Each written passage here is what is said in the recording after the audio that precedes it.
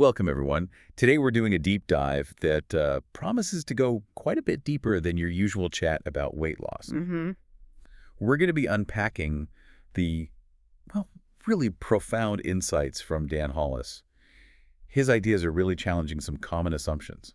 They really are. And for this deep dive, we've gathered thoughts from, quite a few Dan Hollis's writings, some interviews, conversations. Okay. And it's important to say upfront, well, things like semaglutide, you probably know it as Ozempic or Wegovy while they come up. Right. Our focus isn't strictly on the drug itself. It's more about the psychological journey it can kickstart. So more than just the medication. Exactly. We want to explore what actually happens, when that biological noise, the cravings, the constant thoughts about food, when that gets quieter, what truth starts to bubble up. And that leads perfectly into this really provocative statement Dan Hollis makes. He says, it was never about the food. Now, that just stops you in your tracks, right? Because everything we hear is about food, calories, discipline. So if it's not about that, what on earth is it about? And what does that mean for you if you're wrestling with this? Precisely. And he follows that up with this headline, which I think is just brilliant. What if you weren't broken, just confused? Oh, wow. See? That little shift, it changes the whole conversation. It moves you away from feeling like a failure, from all that self-blame. Yeah, that's huge. And opens up this space for, curiosity, for potential.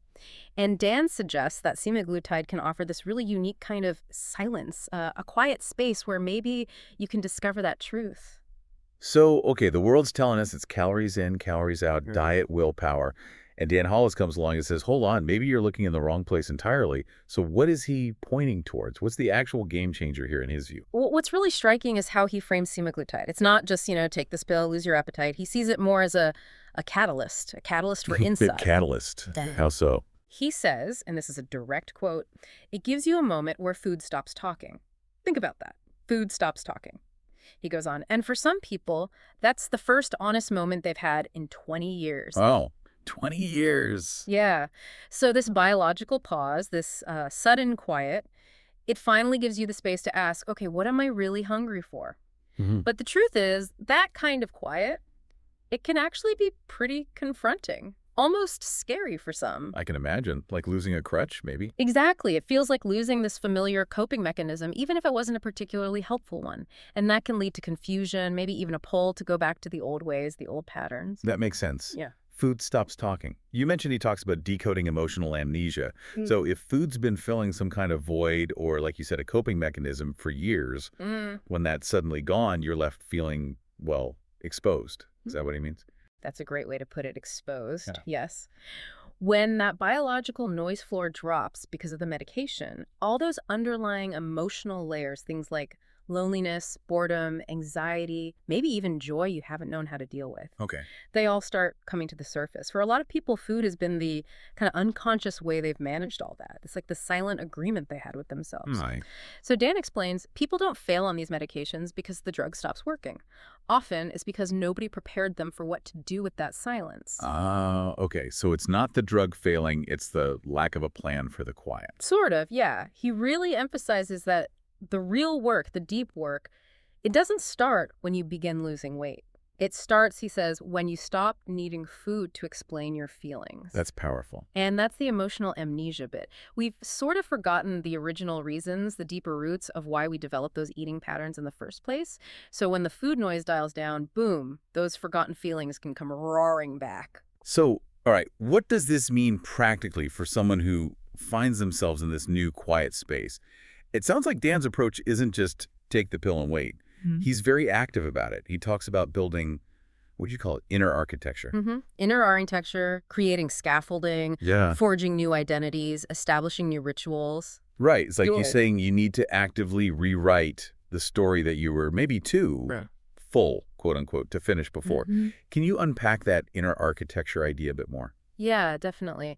If we zoom out a bit, Dan Hollis's core idea here is that this emotional hunger often stems from what he calls identity disconnection. Identity disconnection. Yeah, like when you lose touch with who you really are deep down, or maybe feel out of sync with your authentic self, food then becomes this kind of easy substitute for whatever feels missing. Okay, okay. So when he talks about inner architecture or scaffolding, he literally means building new mental and emotional structures, things to support this emerging self that's maybe been buried for a while. So scaffolding isn't just temporary support. Well, it can be, but it's more about actively creating new habits, yes, but also new beliefs, new ways of coping with feelings without relying on food as the default. This is why he says something really interesting. You don't hold on to weight loss with discipline. You hold on to it with alignment. Alignment, not discipline. Okay. Right. Losing weight might change your body, sure. But only crafting a new story for yourself, finding that alignment with who you truly are or maybe who you're becoming, that's what creates lasting change in your future. So his work is really about what happens after the initial changes. After the scale moves, the clothes fit. Exactly. When maybe your outer life starts to look different, but your inner story, your sense of self, hasn't quite caught up yet. He helps people consciously build that new narrative, that new architecture. Okay, so let's try and summarize this key insight from Dan Hollis then. Semaglutide, or similar medications, they aren't some magic bullet, but they can offer what he calls a miracle pause, Yeah. a really crucial window, a unique kind of silence that gives you a chance to choose a different path. It's the pause itself that holds the possibility. Absolutely. And that pause, it changes the whole dynamic. Healing that deeper emotional hunger, it takes, and again, this is drawing from Dan's wisdom, it takes empathy, not judgment. Hmm. It takes awareness, not rules. And it takes curiosity, not punishment. Empathy, awareness, curiosity, not judgment, rules, punishment. Exactly. That perspective just completely reframes the journey, doesn't it? It points towards a much gentler, more insightful way to approach self-discovery and ultimately lasting change. So as we wrap up this deep dive, maybe the best way to finish is with a question that Dan Hollis essentially asks. We want to leave this with you, the listener, now that food might not be filling all the gaps. What are you truly hungry for? Yeah. He encourages us to think about living more instead of just focusing on eating less. What could living more actually look like in your life? Something to reflect on.